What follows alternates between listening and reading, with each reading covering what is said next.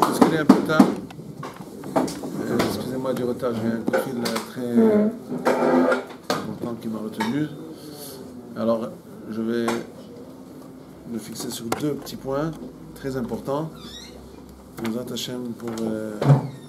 Des fois, vous savez, le fait d'être concis et de tirer droit dans le but, ça fait plus d'effet. Voilà.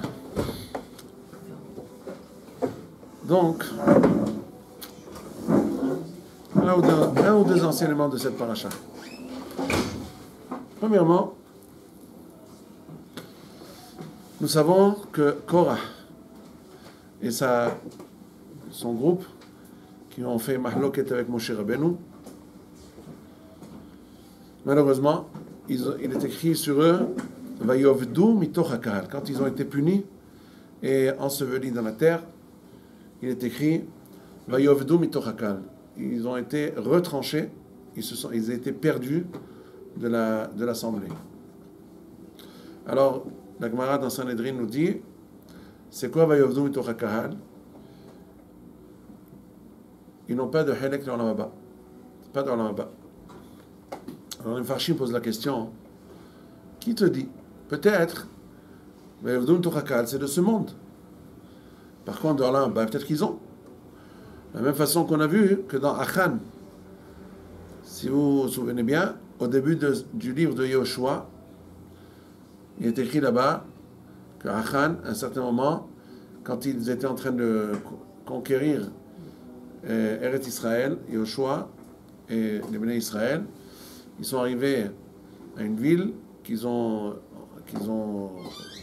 vaincue et ils ont pris le butin. Et le butin, Kadosh Baruch Hu lui a dit à Achan, ce butin-là, il faut le donner au Beth Amikdash et les Kodesh Lachem. Et que personne n'ose toucher à quoi que ce soit, ce butin-là, il est Kodesh. Personne n'a le droit de prendre.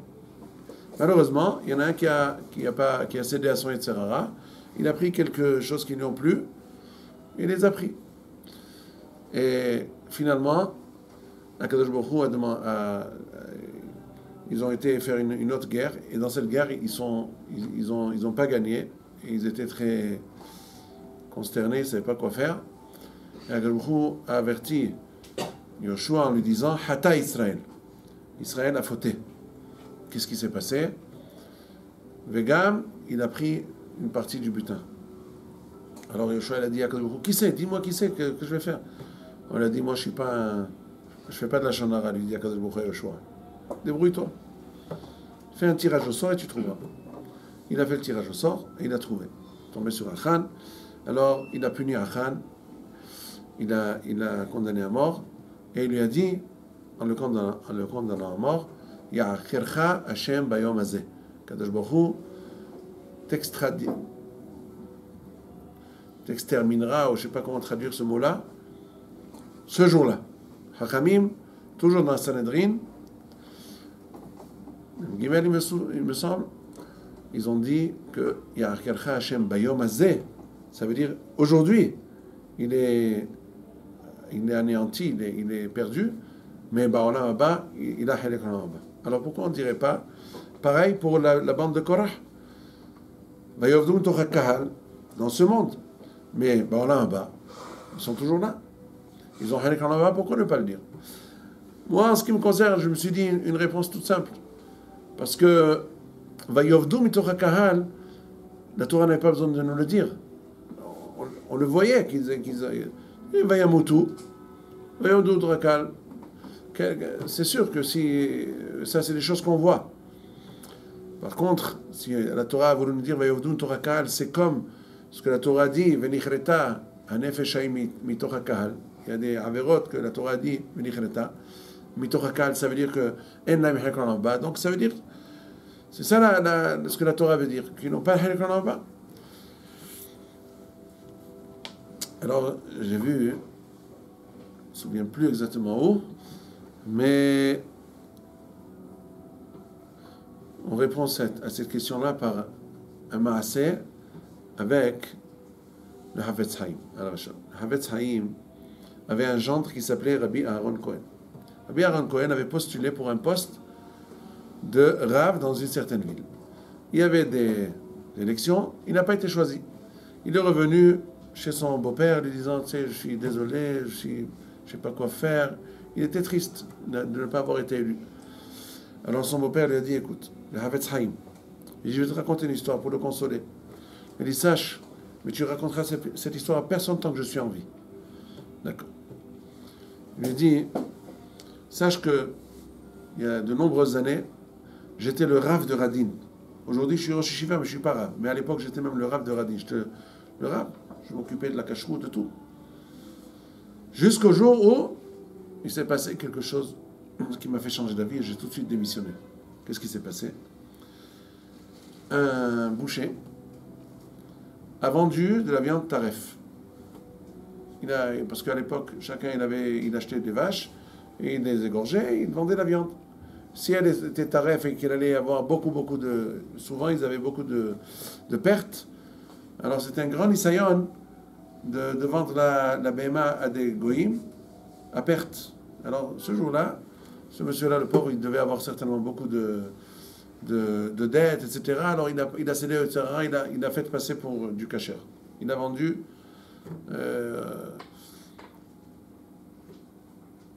comme si elle était kasher. Il s'est fait attraper. On a dit ça au Havetz Haïm, le Rav de la ville. Donc il a tout de suite fait démissionner. Il a renvoyé. Après quelques temps, le pauvre il n'avait pas de quoi manger, il n'avait plus de quoi parnassa. Il est venu en pleurant chez le Havetz Haïm. Alors le Havetz Haïm il a dit, comme il voyait que généralement c'était quelqu'un de bien. C'est pas quelqu'un qui était mauvais, quelqu'un de bien. Et Réchamaïm, un jour il a cédé à son etc. C'était un accident. Donc le Havetz Haïm, il a vu qu'il faisait tchouva très sincèrement.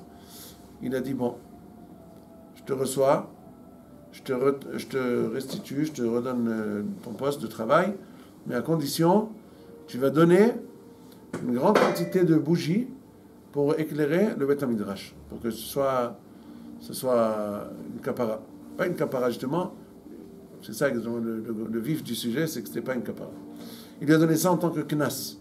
Knas, ça veut dire une amende. Pour ce qu'il a fait, il a donné une amende. Bon.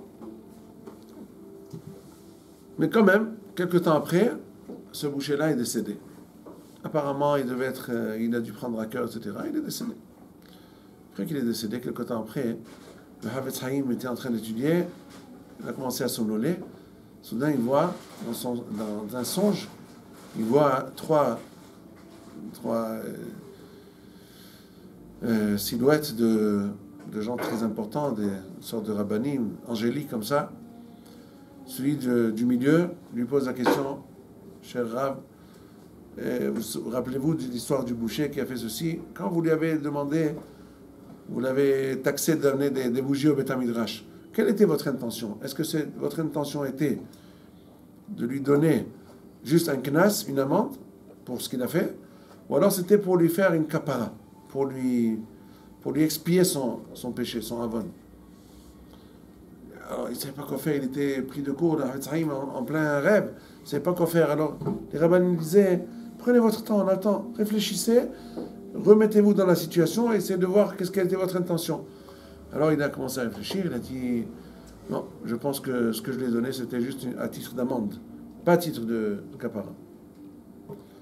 Et ils lui ont dit merci beaucoup, et ils ont disparu. Il s'est réveillé, et quand il s'est réveillé de ce songe-là, il était très en désarroi, il ne savait pas quoi faire. Qu'est-ce que j'ai fait? Qu'est-ce que c'est que ce songe? Et si ce n'est pas suffisant, il s'est encore une fois rendormi, et maintenant qu'est-ce qu'il voit? Il voit le boucher. Il dit, grave, qu'est-ce que vous m'avez fait? Vous ne savez pas ce que vous m'avez fait? On a voulu me mettre au guénon. J'ai dit, mais ouais, pourquoi? À cause de ce péché-là, ce avon. J'ai dit, non, mais on m'a déjà taxé. Les bougies que j'ai amenées, ça m'a coûté très cher.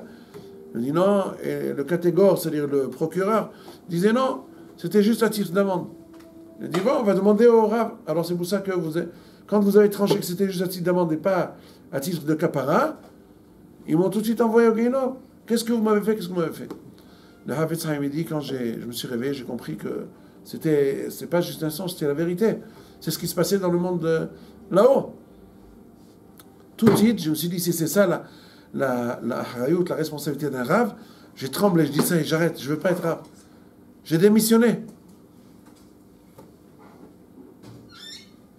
Bon, entre parenthèses, l'histoire est là. C'est ça l'histoire.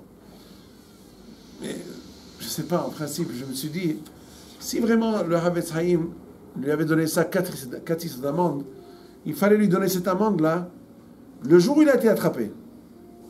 Quand il s'est fait attraper, il fallait lui donner une amende et le faire démissionner. S'il lui a donné cela que le jour où il a reçu Bitchouva, ça veut dire qu'il a voulu donner ça en tant que kapara, pas en tant qu'amende. Moi, si j'étais avec le Havetz Haïm, j'ai dit non, certainement vous êtes trompé. C'était un rêve. Halomot Shaved Aberu. Bon, qui sait, peut-être que le fait qu'on a dit maintenant ce Kafsrout-là, peut-être là, ça lui fait quelque chose à ce monsieur-là, ce boucher-là. Peut-être ça lui fait un Kafsrout que maintenant ils sont en train de réviser son dîme. Je ne sais pas, peut-être. On ne sait pas ce qui se passe là-haut. Tout ce qu'on fait là, tout ce qu'on bouge, un petit doigt ici, ça fait quelque chose là-haut.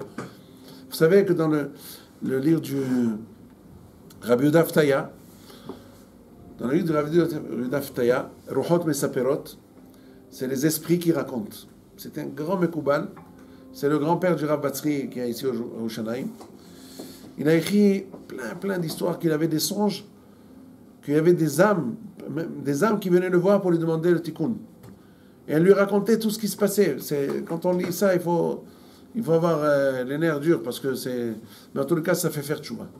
Parce que quand on voit ce qui se passe là-haut, faire tchouva. Le monde n'est pas FK. Le monde n'est pas FK.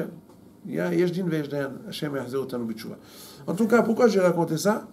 Pour dire que quand le Rav, c'est lui qui donne la punition, lui il peut statuer à quel point la punition, sur quoi elle résulte cette punition. Est-ce que pour ce monde ou pour l'autre monde? Est-ce que c'est Kapara ou c'est Knas? Alors c'est pareil, quand Yoshua a donné la punition à Achan, il a dit Bayom Hazeh, alors c'est Bayom Hazeh. Voilà, bah non. Mais quand la Torah, elle a dit Vayovdu mitorah Kahan, ça nous apprend que c'était Mitorah Kahal, en fait, Gzera Shava, une sorte de Gzera Shava. Il y a un livre qui s'appelle Be'er-Sheva, qui dit certainement la Gemara, elle a appris cela, du fait que c'est écrit aussi Venichreta Mitorah Kahal, dans une autre, je crois que dans Dam, dans une des Averot dans laquelle il y a Karet.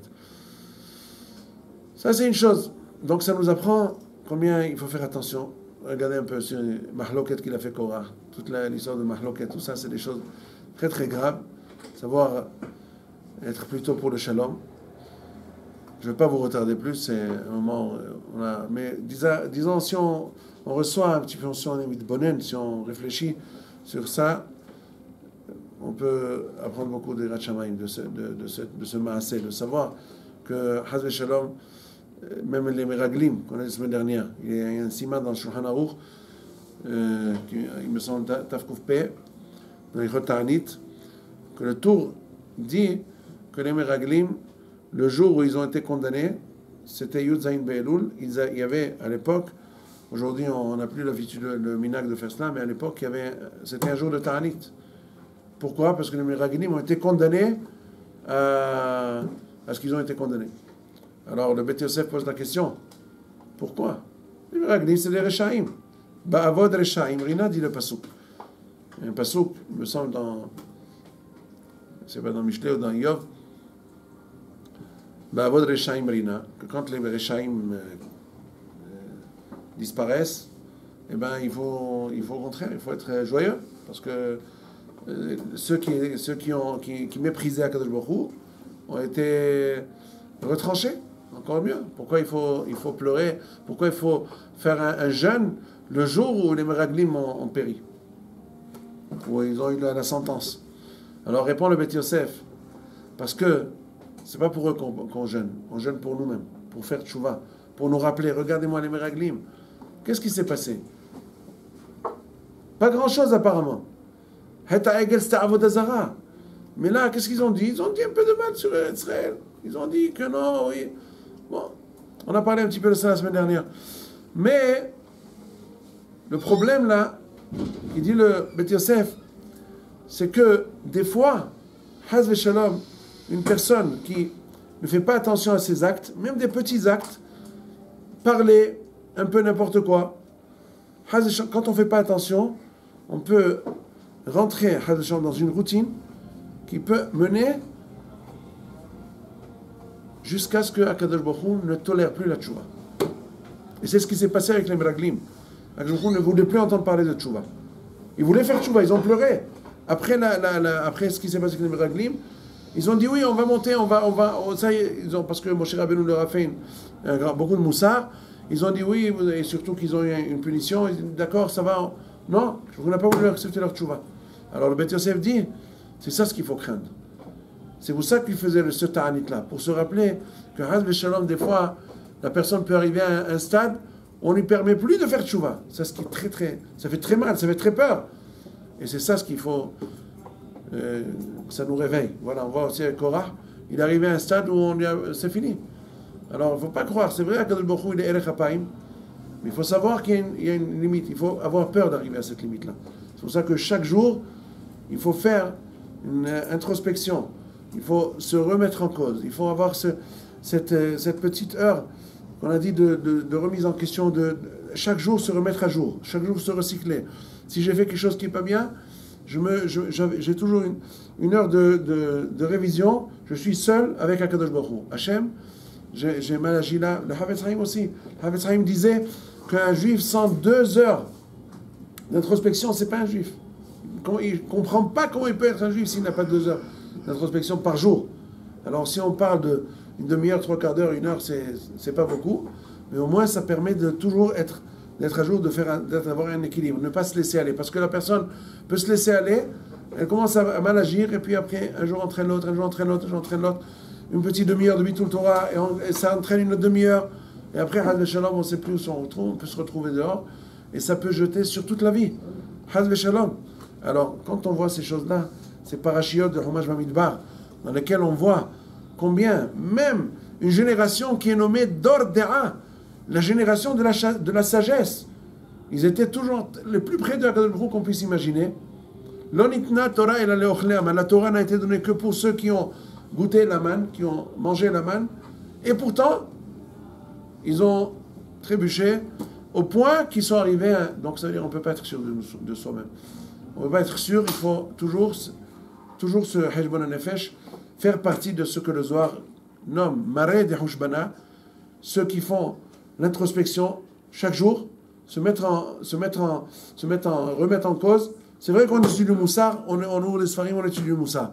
Mais on étudie, mais comment on fait pour l'appliquer? C'est comme quelqu'un qui étudie la théorie. Théorie sans pratique, ça ne vaut pas grand-chose. Quelqu'un qui fait la théorie pour le permis de conduire sans faire la pratique, sans l'auto-école, il n'a rien fait. Parce que c'est vrai, tu sais que... Mais une fois sur le volant, ça change tout. Alors quand on associe la pratique à la théorie, c'est là qu'on réussit. Alors pareil, on étudie le Moussar, c'est très bien. Donc on a pris des idées.